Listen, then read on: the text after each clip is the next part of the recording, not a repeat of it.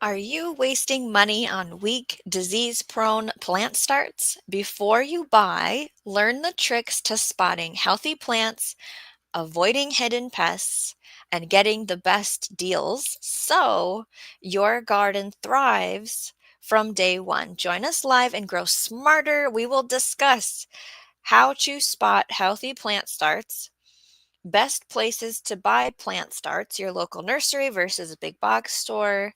Maybe it's a local grower.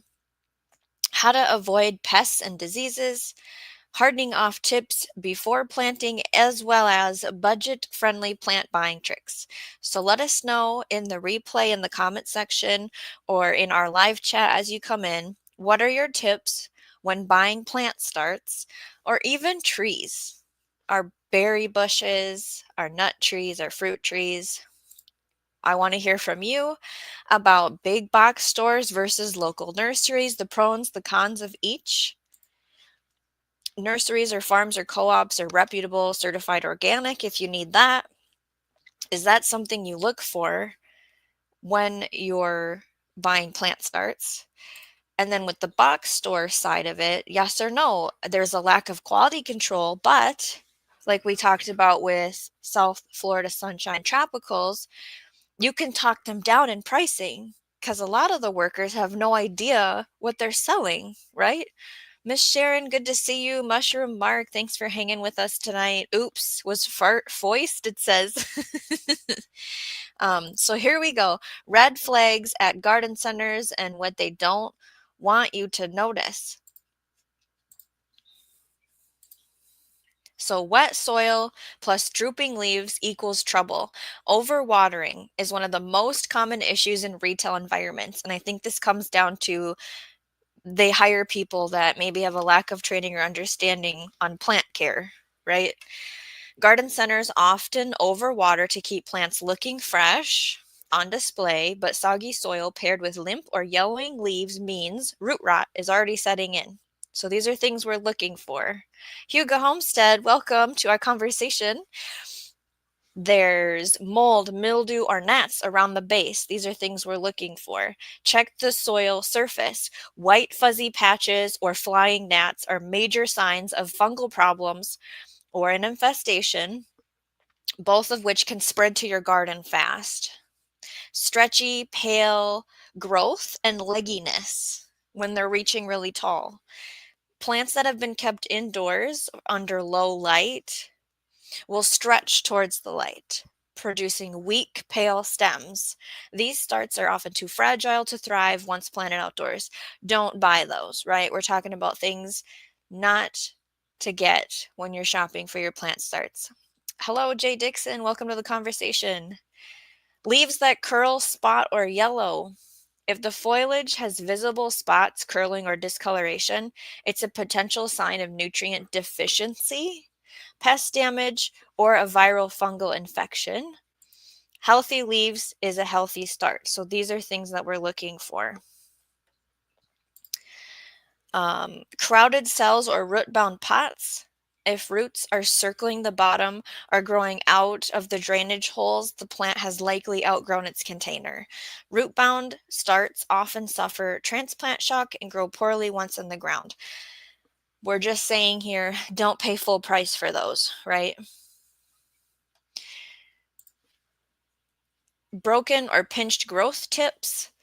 Flowering, fruiting, transplants is stressed and not happy. So this depends on what you're talking about. If it's a tomato plant start that's already flowering, that's a bad sign. We wouldn't buy that one. But if you're trying to buy an annual or perennial flower, well, obviously that flowering would be better. You know, what comes to mind is marigolds. And I don't know what the right answer here is. When you buy a marigold to transplant from a store, should you deadhead it? So when you transplant it, it just root grows and then produces flowers?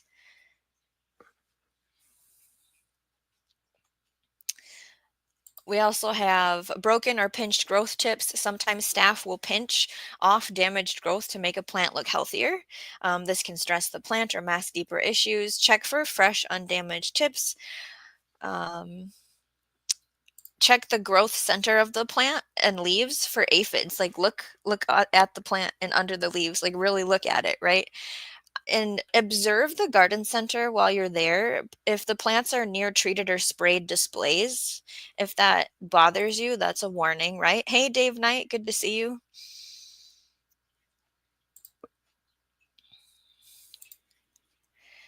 Because yeah, we don't want the drift or runoff to contaminate edible starts unintentionally, right?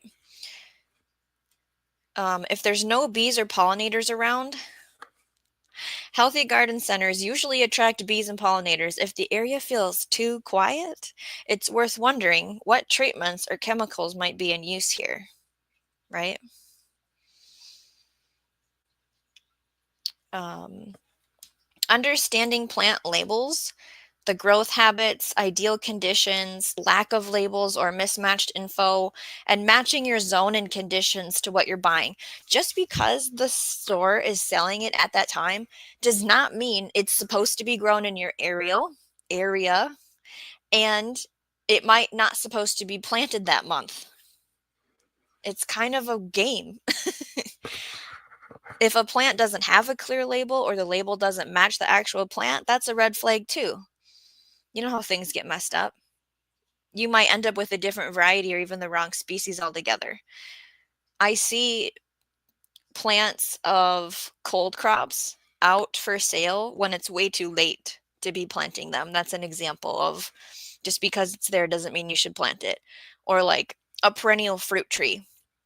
They're selling it as a perennial in your store, in your zip code, but if you actually read about it or looked at the tag, it's not going to live. It's not rated for your zone. That happens.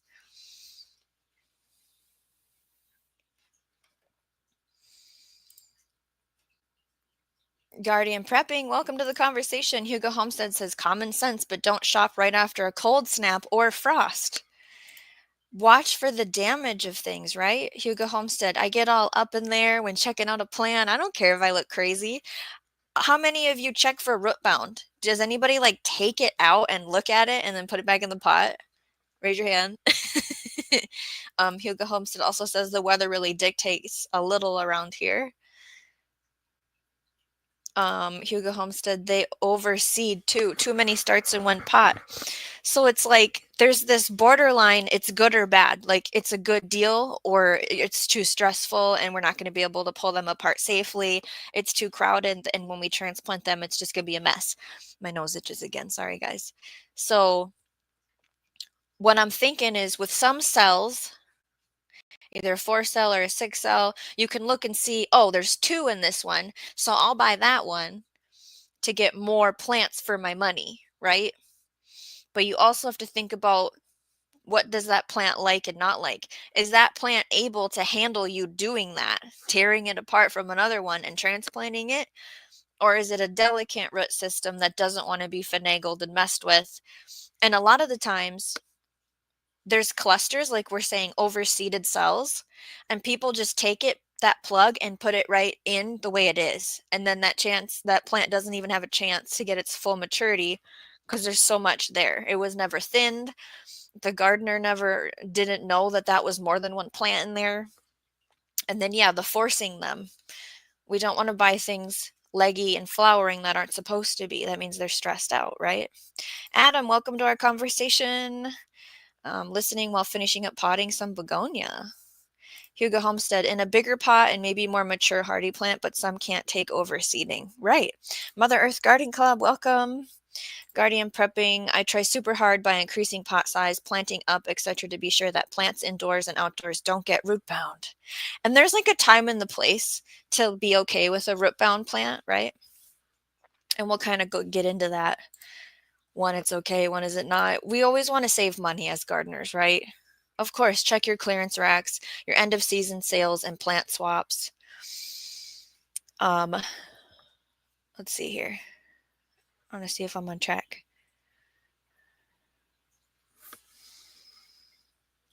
Pausing for effect. Okay, that says that.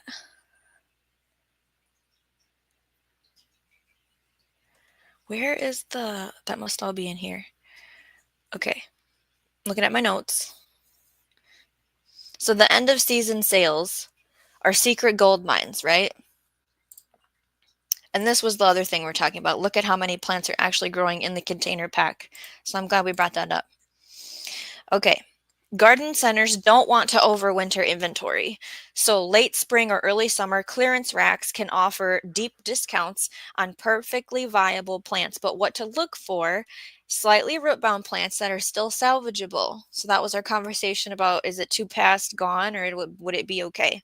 Perennials and herbs that'll bounce back with a little TLC, pick those up for pennies, right? Veggie starts that you can succession plant or keep in pots, great. But avoid severely stressed, like super dried out, super diseased, super stunted, unless you're confident in rescuing them, right?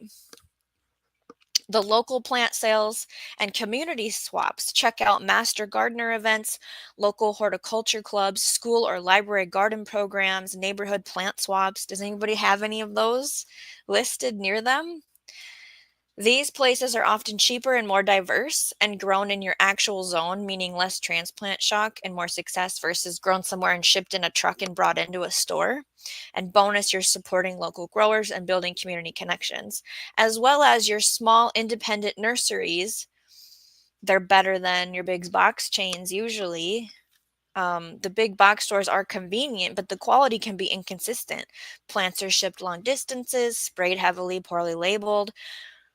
Why our independent nurseries win is they have better plant care. Usually it's a knowledgeable staff member that is in horticulture at some point in their life, or a really knowledgeable gardener needed a job and they took on nursery care. Like we have guardian prepping. I'm pretty sure you're working in a greenhouse, aren't you? Or in a nursery? What's the details on that? Regionally adapted varieties, often organic or sustainably grown practices. Build a relationship with that local nursery. I know for a fact I can walk into my local co-op. We also have a nursery, and I can say, hey, I want to be on the list of people you call as soon as you get, let's say, sweet potato slips in, because I know you always go through them before the public even gets in here. I want to be called. You learn their name. I've forgotten stuff. I have 3 kids. I have forgotten birdseed and left and came back weeks later, and they remembered me, and they remembered to give me my birdseed that I forgot. Some of them have reward programs where you can get money off as you spend money there. You know how rewards work. So they'll often give you a heads up about upcoming sales or hold specific plants for loyal customers. Build that relationship, right? And buy smart. Timing by crop type. Let's see in the chat here for a second. Did that one. Hugo Homestead, my tip is not to wear your landscaping business shirt into the garden nursery or you'll be answering questions and never get out of there. Oh, I bet.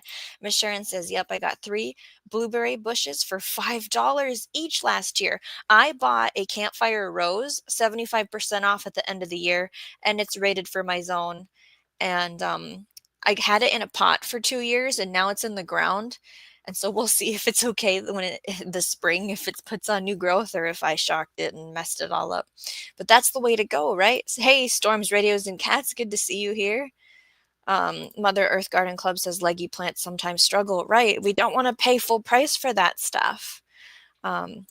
Hugo Homestead says big box stores don't always have knowledgeable staff. Right, especially on weekends. I know. Jay Dixon says you get the side eye when you do a more detailed examination or research. In my area, it is staffed by high schoolers that are not gardeners. It takes time to look at the section of pick what you want, the name of it, and you're looking at all the options. And then you look inside each cell, and then you're picking it up and you're looking underneath, and then you're looking at like this is a process. We're not just going to go and grab things, right? Just Miss Sharon says to Jay Dixon, the side eye is my open invitation to ask them 17 questions. Yuka Homestead reminds everybody, don't forget to hit the like button. Thank you. And Miss Sharon, you are smart. Miss Sharon, I like to go to the big box stores when the wind is blowing trees all over the parking lot. Does that mean because no one's there then? Um, I want to see if I'm jumping ahead on my.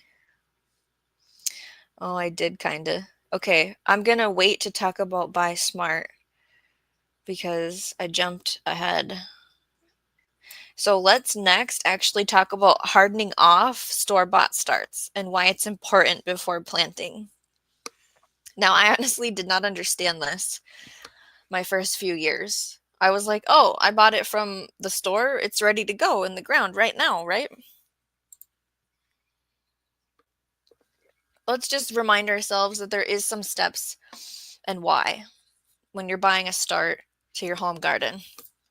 Most store-bought starts have been grown in greenhouses or protected environments with stable temps, filtered light, minimal wind. They were babied, right?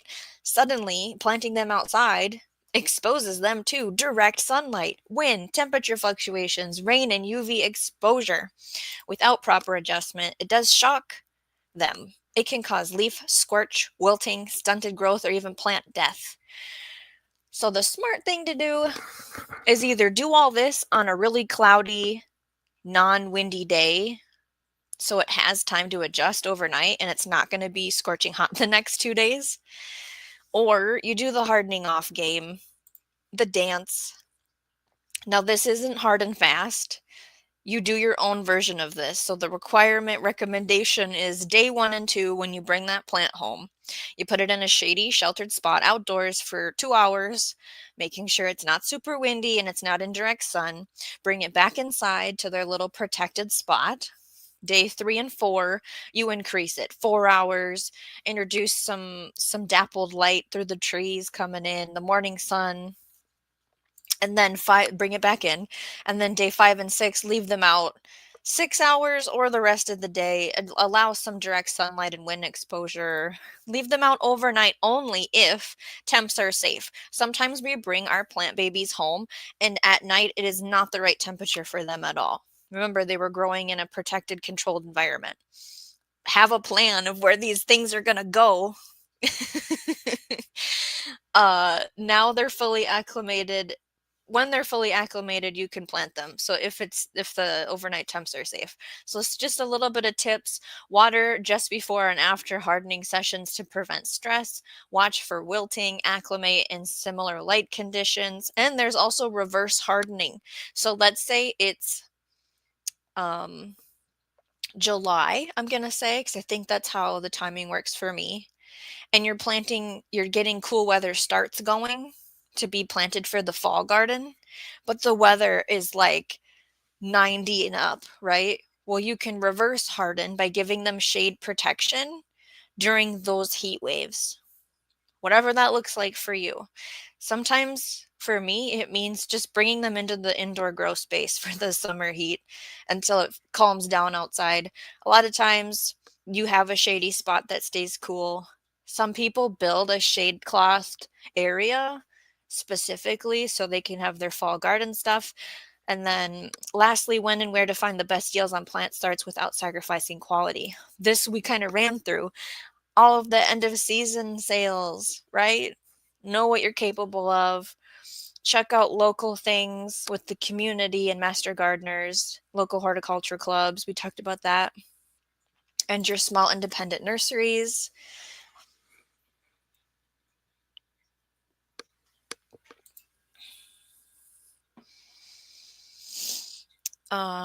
Miss Sharon, oh, they're there, but they won't pick them up. I'm helpful like that. Jay Dixon.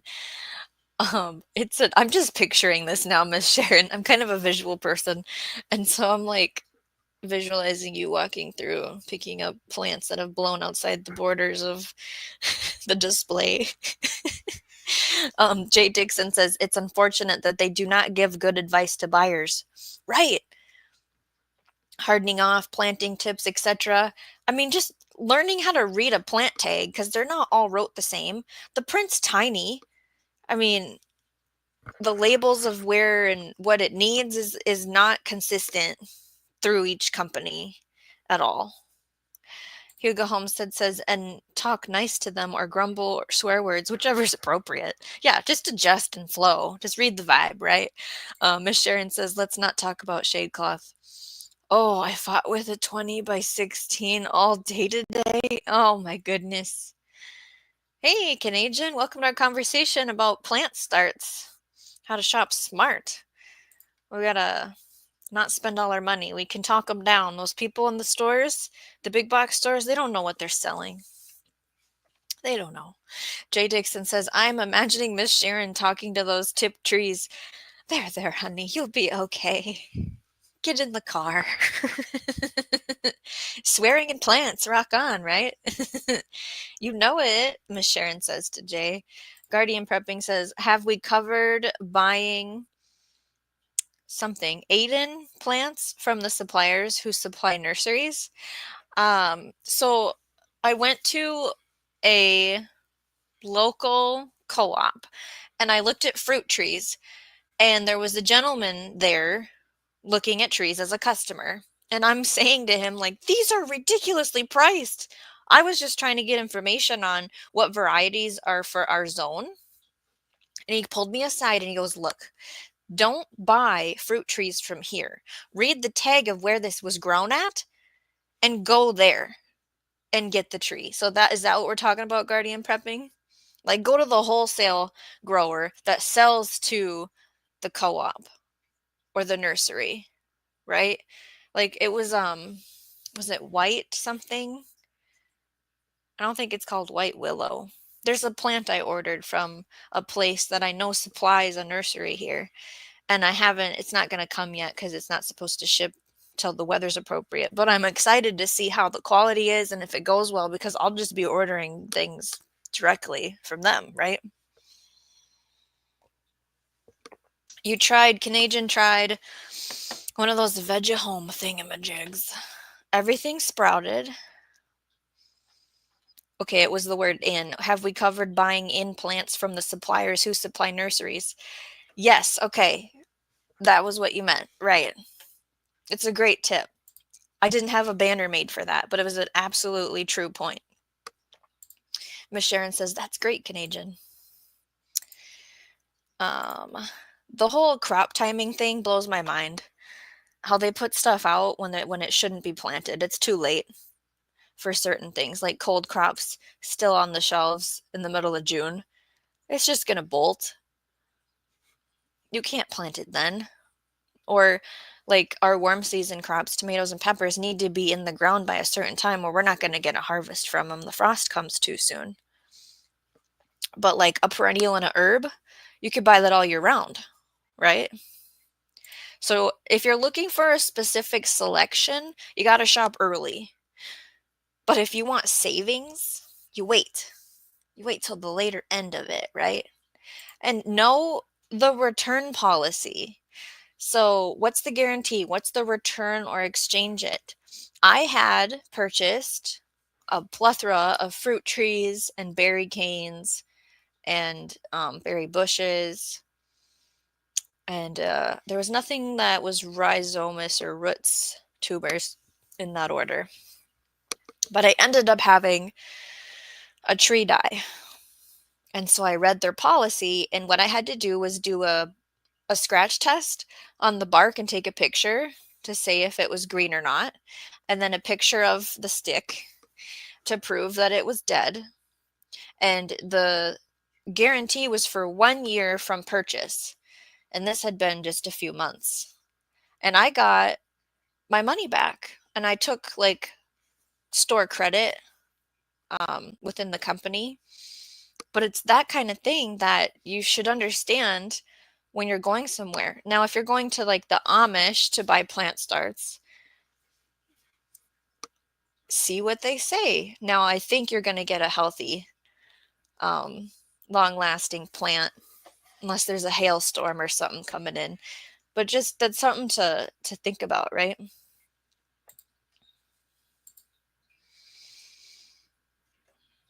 Miss Sharon says buying starts will put you in the poorhouse. I know, it's $5 and up now, minimum, right? Mother Earth says, I saw a bin of roses at Menards by me, Zone 5. that were for zone 8 and 9. How irritating. Yes, exactly, because somebody bought that thinking it would be okay, like it would survive their winter, and it doesn't. Yeah, so sometimes if a plant dies within X amount of days, you can return it or exchange it and save your receipt. That was the know the return policy thing. I'm just referring to my notes here to see if there's any more stuff to talk about. We're 25 minutes in. Check markdowns after a holiday like Mother's Day versus before. We talked about that. Okay, so I think it's time to look at the poll. Hold on a second.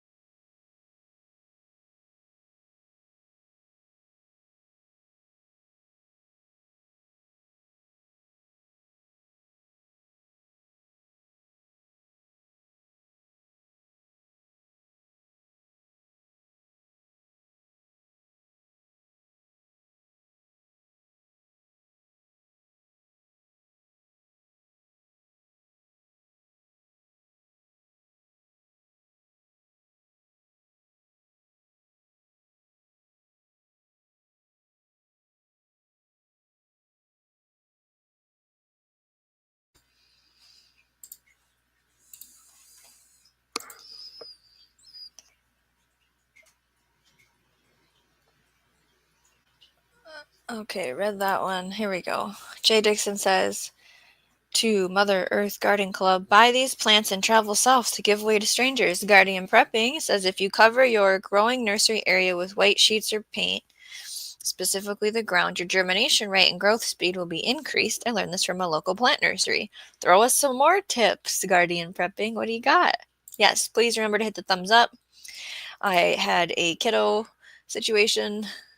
Thank you for staying and being patient. Don't forget about shawneegrows.com.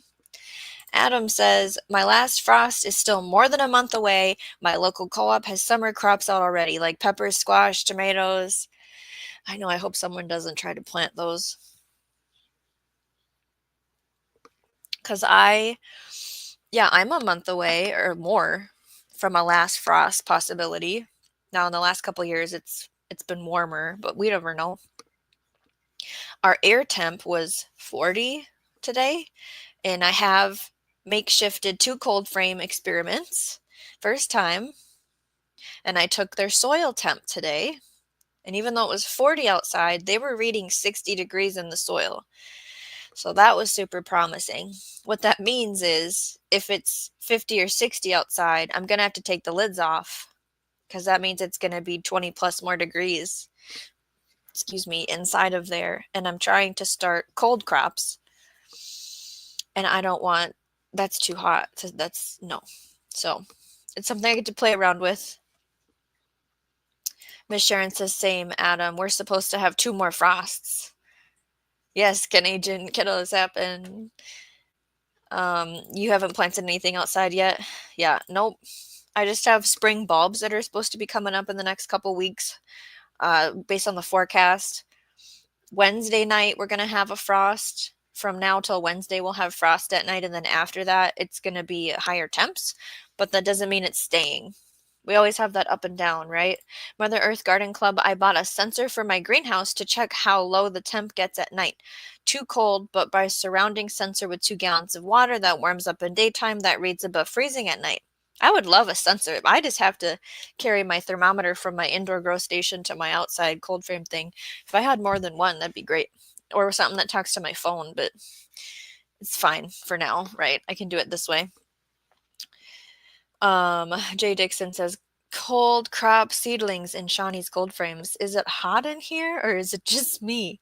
Oh, that's like, I lifted the lid and stuck my hand in there and you can feel like it's warm, right?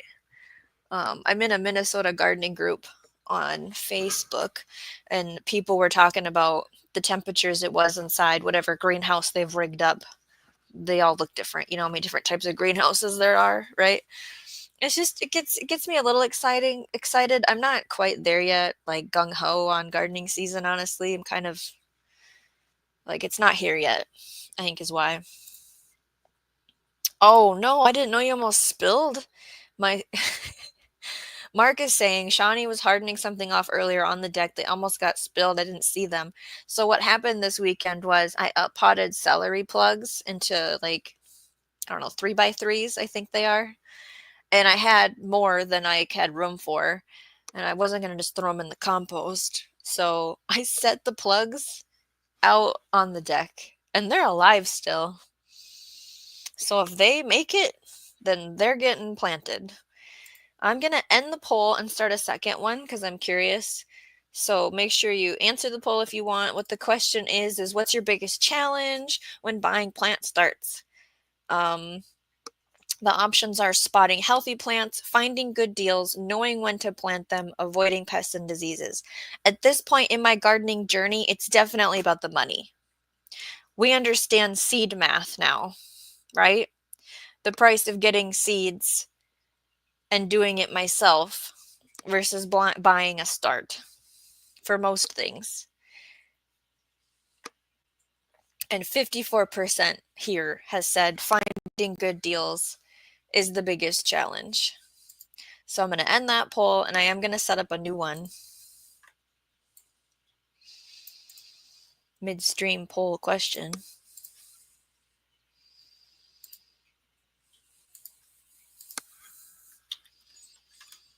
I was trying to remember what month I even go and look for plant starts for fun. Probably May. I start looking around just to see what's in the store for fun with the kids. Usually don't buy much though. I like buying herbs, I'll say that. That's for sure. Just ready to go herbs. They like to buy flowers and stuff. Let's see if I got this right. This one's too big. There's only so many characters you're allowed. Okay, new poll is up.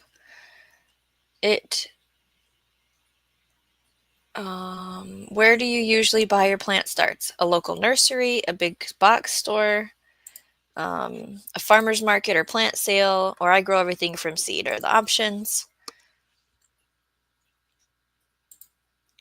Ken Agents is so upset I can't even type.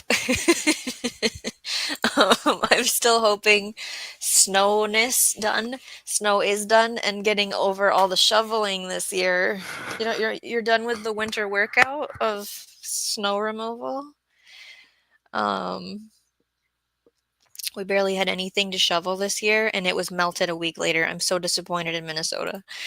Guardian prepping. Last recommendation, make 100 trays of cutting from local flowering plants using rooting agent and sell them at a reasonable price, advertising their authentic, environmentally beneficial traits. There we go. That's a tip. Make big bucks. Mushroom Mark says the poll didn't have finding the right plant for Shawnee. I was trying to fruit tree shop right before this, and I would like to pay $19, not $75 for trees, right?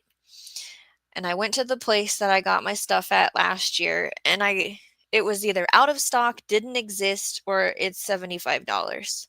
A lot of the stuff that I'm looking for because it's specific for my area, for my needs of what I want to eat or try. I can't grow 25-foot tall things where I'm wanting to plant them. I have to get things that are more manageable, your dwarf situation. So now I have to go and trust another nursery and try there. So I'm going to go to my Minnesota gardening group because it's great to have gardeners local. Now, Minnesota is a big state. It's 3 different zones minimum. So you kind of have to pick and choose that part of it when you're getting information, but I'm going to go there and see what people say cuz I like ship to house, to the door. I don't want to drive to a place and pick up plants per se in this point of my life, in this season of life. But if I have to get the deal, we have to factor in my time and my gas. You know, Guardian Prepping says, don't forget light and air destroy disease. That's right. Use the power of the sun and wind to counter diseases and pests. Those are great tips. And Canadian has some lovely language about winter. And Mother Earth Garden Club says supposed to be down to 22 on Monday. Yeah, it's my forecast from what I can remember is sunny and no rain. I just don't remember what temperatures things are. I know it's supposed to warm up after Wednesday. Excuse me. Adam says, I have a local nursery that sells 6-pack starts for $3.50. They're my go-to when I don't want to start from seed. Jay Dixon says for that poll, I chose all options. Price is the factor as I scope and hope for plant deals everywhere. Mushroom Mark says, I agree with the snow disappointment. I didn't even get to use this new snowblower that much, just once, and it wasn't even worth it. And Miss Sharon, y'all can have all that snow. Yeah, normally we get actual amounts of snow that equal fun. I just had a weird year. It was 85? What? That's too hot for me, Miss Sharon. I can't do that. Monday is going to be 57. When's Monday? That's in 2 days. Okay. I'm like, what day is it? It's Saturday right now. We're in Saturday still. Okay. I still don't know what I'm doing Monday. Ask me tomorrow. Oh my goodness. So for our poll, it's a tie right now. We have 7 votes. Where do you usually buy your plant starts? Local nursery and I grow everything from seed is tied. Big box store is a big goose egg, and farmer's market or plant sale. So the farmer's market is wonderful, or at least for me. Like I bought my ground cherry starts. I don't know what they cost. Honestly, Mark did it, but it was worth it. You know, things that are harder to grow, smaller seeds take more time. Let someone else do it, right? Jay, we are getting more snow Monday. Well, aren't you lucky? Mother Earth Garden Club, I got a new snowblower last winter, but no snow the past 2 years. Yes. If getting a snowblower stops snow, good deal. No. No, no, no, no, no, no, no. Miss Sharon, I agree. Oh, I just enjoy the snow right now in my life in manageable amounts. You know, like a foot or less at a time I can handle. You have okay, farmer's market is the most expensive option locally. Mark, what do you say about our plant starts? It was $5 for the bunch. Well, it was like, I know I planted 4. I don't even know what I did. I thought I had more than 4 that you bought. Like, were all 4 $5? Is that what happened for the ground cherry starts? Not everybody, like, okay, the whole farmer's market conversation, there's so much to say with this, and I'm happy we have the service. I'm upset that the city charges the money, but I get that it's for insurance reasons. I'm upset about the location, but where else are you going to have it? I'm upset that some vendors sell things that shouldn't be sold, but they come from far away and they're I'm just hard to satisfy with farmers markets.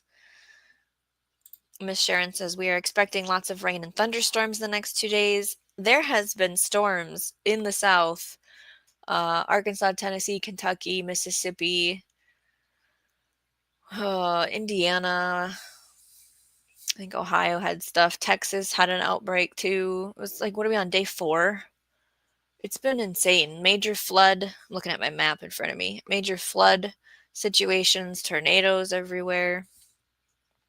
Adam says 75 here in South Oregon today for a high, dropping back into the 30s for our lows next week. Up and down. Mother Earth Garden Club says I like to look at snow, but not shovel it. Yeah, my kids play in it, so that's why I think I like it right now.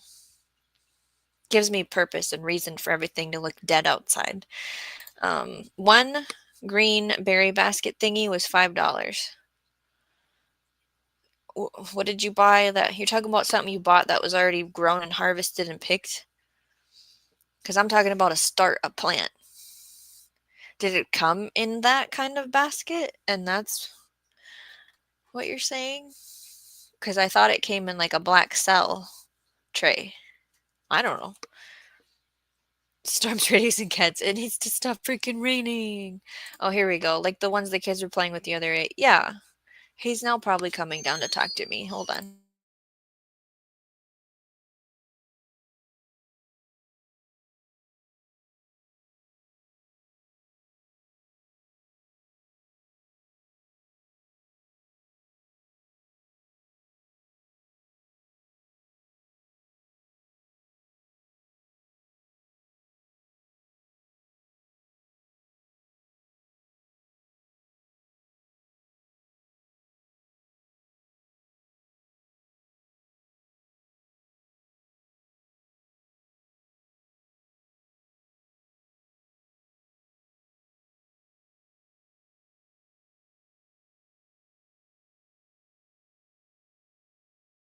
Well, that didn't. Jay Dixon says, years ago, I worked as organic farm manager. We did 4 farmers markets, and I could afford nothing sold there. So I can relate to this because I want maple syrup is $8 to $10, honey $10, loaf of bread is $10. If I want a preserved thing, I don't remember what those are. So I'm not going to say, I guess. I guess it depends on the size. Half pint. And then we want some fresh vegetables. If you want a bag of apples, a bushel of corn, a dozen corn, I mean. Bushel is like a truckload. What else? They do have meat there. And then like there's sometimes the coffee truck. You can buy a bag of coffee beans. I mean, I could spend $50 to $100 at a farmer's market in the right time of the season. A bouquet of flowers, sometimes a bouquet is $20. It adds up. I hear you. Mother Earth Garden Club, my kids grew up and moved away. Brats. It's like my fear where it's so far away. I can't. I'm not a good travel bug. Please stay near travel distance. We'll see what happens. Jay Dixon says, years ago I worked as an organic farm manager. Okay, I read that. Was that in there twice? Years ago I worked as an organic farm manager. We did 4 farmers market and I could afford nothing sold there. Miss Sharon says, I hear you, Storms. We are either in drought or drowning most of the time here. Yeah, like where's the balance? Miss Sharon says that's about how it is here. To Jay Dixon, agreed. Adam says local honey here is $14 for a pint. What?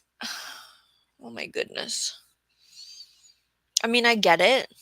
Like I understand the process. I helped at a nature center do like the separation extraction thing, and I get it, but man. Mother Earth Garden Club, no grandkids or great grandkids in the state. Jay says to Shawnee Grows, I deleted the old message and corrected a typo. Oh, okay. I probably didn't delete on the StreamYard side. There, I see it's retracted on the YouTube side. Yeah, easily $100, right, Mark? And if the kids want to buy, so the bakery, I was gonna say crap because I know how to make a cookie. Like, they want to buy a container of cookies or like pick whatever other dessert, homemade goodie. And I'm like cringing. We could make that at home. And it's always like, I don't know what the word is, but I'm like, this is dry and crumbly and you can't sell that. Are you kidding me? Like, how old is this? Or just tastes bad. I could have made that myself, but you're like in the moment and maybe you're going to go to the park afterwards and we're teaching them how to pay and get change back and that whole thing.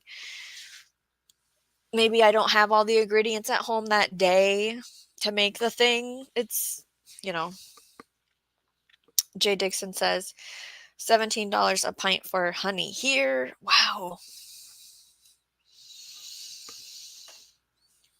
It's going to be maple syrup season soon. We have to stock up on that. Homemade is so much better. I know. Because I like a soft, chewy cookie. Nobody sells a soft, chewy cookie there. Jay Dixon, retail costs are 25 to 40% higher in Canada compared to many USA prices. I have seen that pattern with many Canadians sharing prices. And I still am like, what? Every time. I already know. Miss Sharon says last honey I bought was $28 per quart. We buy, is it 3 pounds is one jar? It's in the kitchen. And I don't even know what it costs. It's probably $20. Oh, Mother Earth Garden Club says diabetic. I miss honey and maple syrup. Be right back, says Barry. Oh, Adam, my daughter moved over 900 miles away last year. My son is still here because he can't beat the rent I charge him. The rent is crazy. I know. And then teaching to shop local too, just saying. I know we go to the potato farm, the onion farm, the corn farm instead of like going to the farmer's market for those things.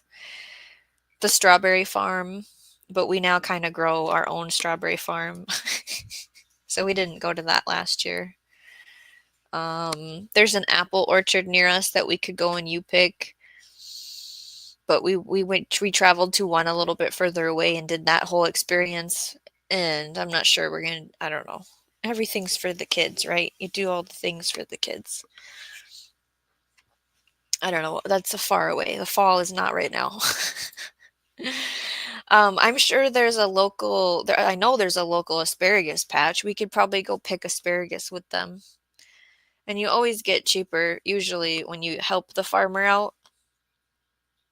Like, they need people to come help harvest. You help harvest, and then you get to take some home, kind of a deal. Here we go. And then, do you know if it's 3 pounds?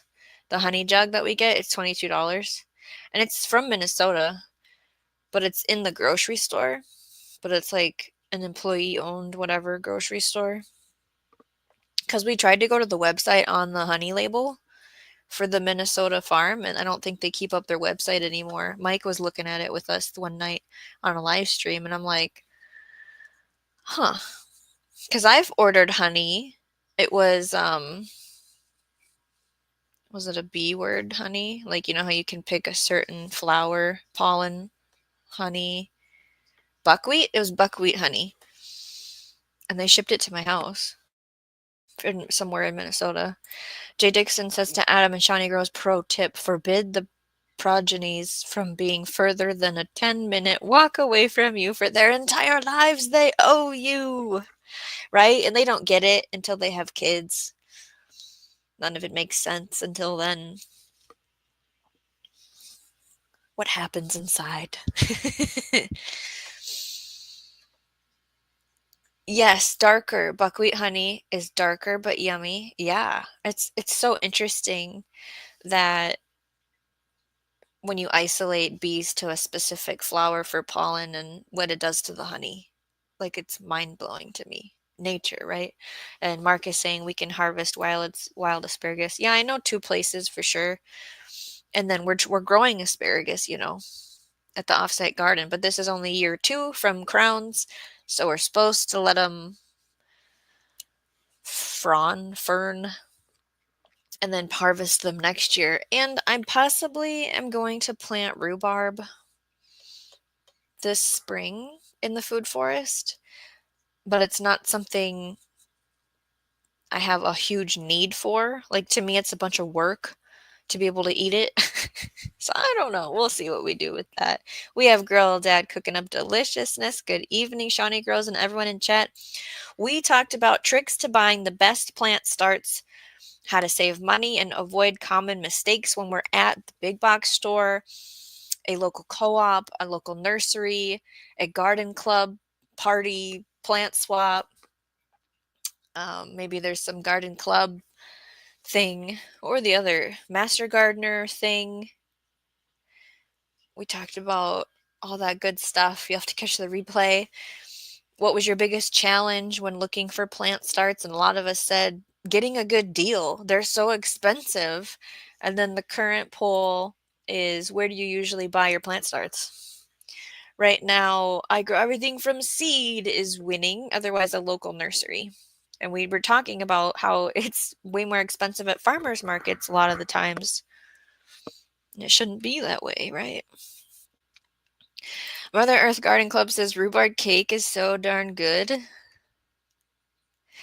Jay Dixon says plant the barb, a small amount of work up front and deliciousness forever. Yeah, forever is for real. So then I'm like, well, there's different varieties. So I kind of want to deep dive into the flavor profiles. Because not all rhubarb is the same. Now there's a list of ones that are for my area, right? But then it narrows it down to like 3 different ones. Well, I don't want 3 rhubarb plants, one of each. That's a little excessive. Well, the problem with the gravels and side roads is I don't know what's going on there, and I'm putting this food in my body. So it's super cool to forage, but location is a huge thing about what's it next to, what gets run off to it, the wildlife going in and out of there, peeing on it. The patches I know about, I trust, I guess, more than some weird gravel road. Because there's elderberries on gravel roads by railroad tracks, like, but I don't know about that there. Girl Dad cooking up deliciousness. Hi, Miss Sharon, and great topics. I'll for sure catch the replay. I didn't have a whole bunch of pictures, but we've all had those moments in the nursery where we're like, we pick it up and we look underneath, and we look at the leaves and we look at the tag. We talked about how ridiculous our plant tags are, and that no one ever in the gardening centers, because these people aren't hired specifically as horticulturalists or anything, can explain to you things about the tag and the purpose, or identify even that maybe that tag is even supposed to go in that plant, which can come to your benefit. We talked with South Florida Sunshine Tropicals about a tree that they marked down because she was like, well, this, and this. You'll have to catch her live stream to hear that story. She got it like 75% off because they're like, sure, whatever, I don't care. You know? So it can work to your advantage, right? Oh, Jay Dixon says, my rhubarb was inherited in my garden plot, and after 22 years, it is the most reliable I have ever had in my life. It gives about 22 harvests per year. They live so long, yes. Mother Earth Garden Club says, well, 3 plants sounds great to me. I freeze extra mix with strawberries later for jam and pie. I did make strawberry rhubarb jam in the winter because I froze some too. It's like, okay, the things with rhubarb, make a syrup, maybe for a cocktail if you like that kind of thing, or a mocktail. Make a barbecue sauce. I've seen that with rhubarb. make your pie or your crisp or your jam. I think you can lacto ferment it. I mean, there's people, what is it, Hugh Richards? I think it was Hugh Richards that was like harvest, clean, crunch. He like took a bite. I'm like, what? I'm not gonna eat it raw. I'm sorry. But yeah, I think the different varieties you can get less fibrous ones, and then the color, if you want more, do you call it pink or red ones? Mushroom Mark says mom had rhubarb growing up. Nope, she got rid of it a long time ago. But she gave me a recipe involving rhubarb, but no, she doesn't have the plant anymore. You can ask her if she's going to replant one. Adam says, agreed, Jay. I still get several phone calls a week from my baby. She misses home and the garden. Good thing is that she started to grow some veggies and fruit where she is. Right on. I know, I wonder which of my kids are going to grow food. Hopefully all of them in some fashion. Jay Dixon says about every 5 years I split and share some. You do split it? Okay. Must be dug up very, very early spring. So not in the fall. I've had people tell me that they transplanted rhubarb and it died. And I thought rhubarb was super hardy, right? We have 4 more minutes until the hour, and then we'll probably shut it down. You'll have to find an after party somewhere. I'm all out of information. We're just chatting about plant starts. Howdy, zombie prepper. You here for the last 4 minutes? I know the last couple years I've really gotten more into just growing my own, and that is because of the variety. At the nurseries, it's just the same old stuff, right?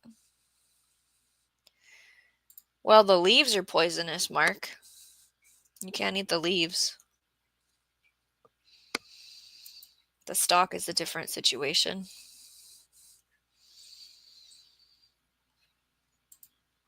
Okay, let's see here. Like what you see, don't forget to subscribe for more gardening chats. The description's really tiny this time. There are 2 articles. One says starting seeds versus buying plants.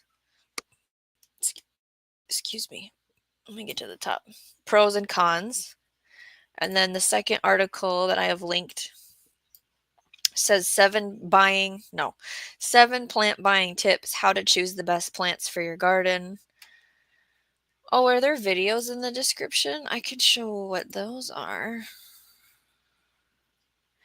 Okay. Let's do that quick. Because I like providing information in different formats.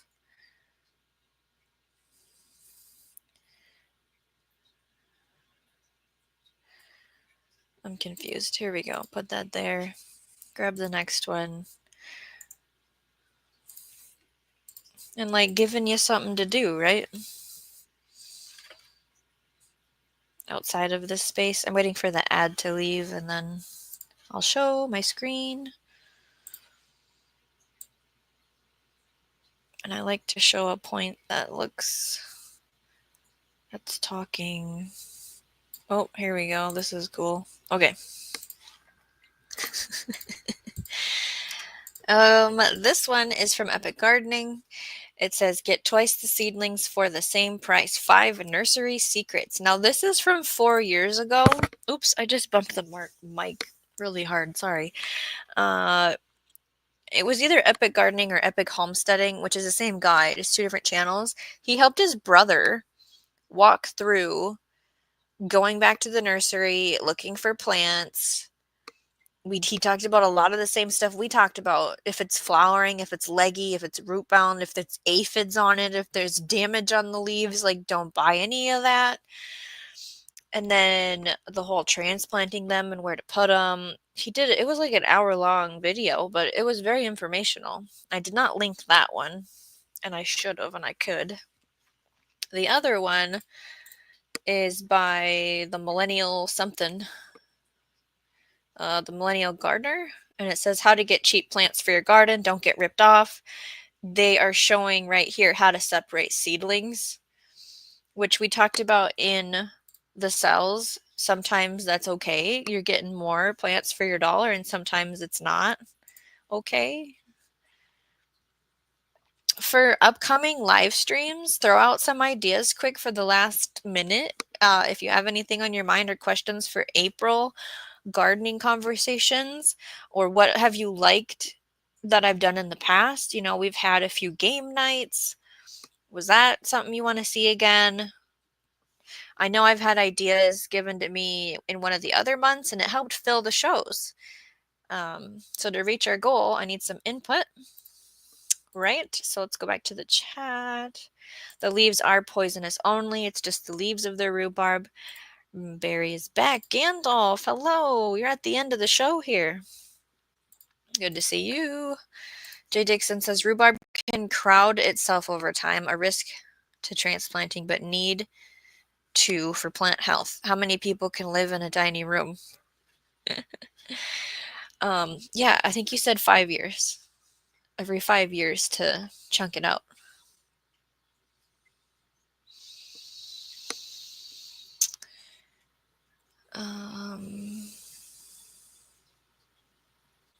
Nice blog post Miss Sharon is sharing. Gardenary blog post. That gardening blog post. Mother Earth Garden Clubs. I used the leaves as mulch around other plants. Yeah, they're huge leaves too. Adam says, hello, girl dad cooking. You're going to make me gain my 30 pounds back I've lost last year. Just kidding. I'm digging your videos. That's something I'm looking forward to for gardening season, is losing winter weight. It just is easier when I'm out running around for the garden, right? Here's one of the videos. Get twice the seedlings for the same price. And how to get cheap plants for your garden. Mother Earth Garden Club says, growing large onions, they are a challenge for me. Yeah, I have never successfully grown a monster onion. I'm getting bigger every year, but I haven't done it to where I feel like great about it. And I have been buying them from a farmer who knows what they're doing, right? Jay Dixon says, upcoming live streams, innocent look, how to send Jade tons of plants and seeds to make her happy.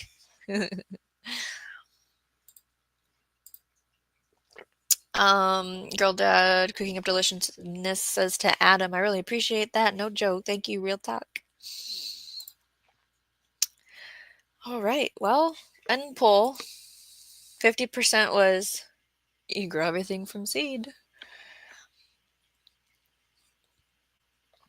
Miss Sharon says I'm about to throw out all my onions. They are wasting space out there. Yeah, you talked to us about your onions the other day.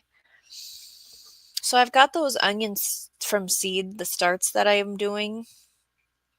And like on my calendar, it says I could be putting them outside in 15 days. And I look at them and I'm like, these are crap. Like, how are these going to make an onion? So part of me is like, well, you should plant them and try, obviously. And then the other part of me is like, go get new ones from the store, from the professionals. Or just say, I'm going to buy onions from the farmer and not try. So focused on an onion this year. I don't know where to go with it, right? Thank you all for talking tonight about buying the best plant starts. That's coming up in the next 2 months. Less than, maybe you've already done it depending on where you are when you're watching. Miss Sharon says lots of nice green, but bulbs, nah. Well, and for me, Northern Hemisphere, if it's a bulbing onion versus like a green onion or a bunching onion, it does not bulb until we have the summer solstice. The daylight change in hours of sunlight is what triggers the plant to start bulbing. Right? Great live. Thanks, Girl Dad. Jay says, onions are making Shawnee and Miss Sharon cry. Oh, it's funny. Miss Sharon and cuss. It's the waves of emotions when you're a gardener, the stress of like plants, the worry, the frustration, the anger, the happiness. It's a full board of things, right? It's a full body experience and it's a self, right? So make sure you're subscribed for notifications. I don't know when I'm gonna go live next. I don't know if it's gonna be an educational experience or if it's just gonna be a let's hang out. So keep that in mind. Don't forget about the channel. Watch things. We'll be putting out things for the podcast. We have Learn as You Grow. Check that out. Remember to hit the thumbs up. That's right. And grow every day in every way, of course. We have all the things we could be doing. And I will see you around.